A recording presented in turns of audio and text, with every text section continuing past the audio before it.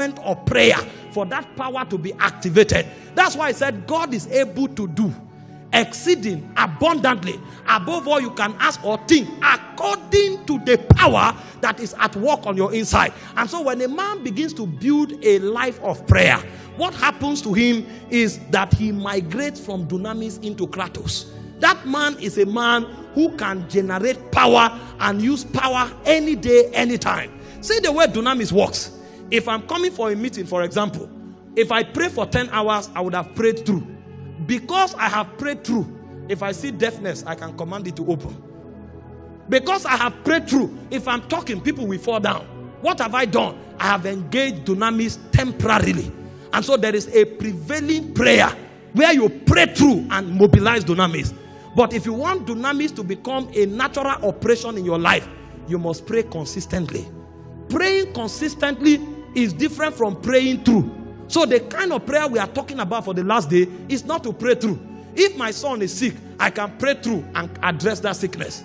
If there is a challenge with my business, I can pray through and address that business. But if I am always waiting to correct things, I will spend my whole life correcting what the devil is destroying.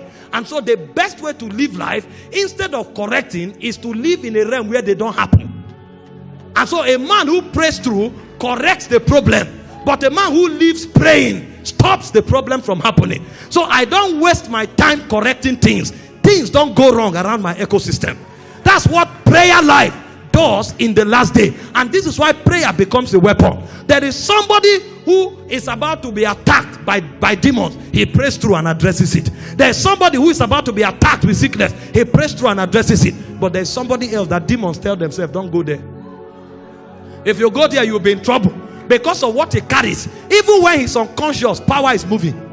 Did you not read about Jesus? When the woman with the issue of blood came, Jesus was not aware. But he is a man of prayer.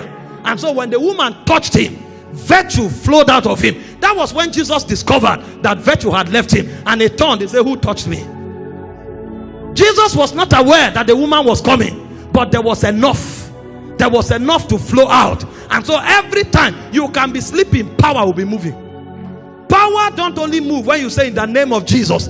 If you start living a life of prayer, you become the believer Jesus spoke about in John 7:38. He said, out of their bellies shall flow rivers of living waters. So power begins to issue out of you. And so a man who wants to have strategic advantage in the last day must give himself to prayer and pray without ceasing. This is how to survive in the last day. And this thing does not end here. Because that power is also a synergistic power. What it means is when you start praying, you begin to connect with the heavenlies. And so there are many things you are not aware of, but heavenly entourage is working on your account. Did you not read about Daniel? After he fasted and prayed for 21 days, the Bible said Gabriel appeared to him and he said, I was made to fly swiftly, to come and give you skill and understanding. And so the prayer Daniel was praying, even though he was not aware, was mobilizing something in the heavenlies. And so Revelation chapter 5 verse 8, it said the prayers of the saints, they ascend to heaven as odors, and they are stored in golden vials. And so when a man is praying, he's creating a spiritual account in the heavens. That's why things cannot happen to that man. That man may be on his way going to school, and God is telling him, go and invest in gold. Others may have met experts who have read the times for him, but this man, because of his prayer, heaven is addressing matters on his account. Because the prayers of the saints, they are as odors, they are stored in golden vials. And so if you want to have an advantage in the last day, prayer is not something you pray because they called for prayer. Prayer is how you breathe. Prayer is how you live. And you will notice that the greatest attack on the believer in the last day is either in the area of purity or intimacy. Because the devil knows if you build intimacy through prayer, you become like Mount Zion that cannot be moved. And so when church encourages you to pray, it's an advantage. Don't wait to be motivated to pray.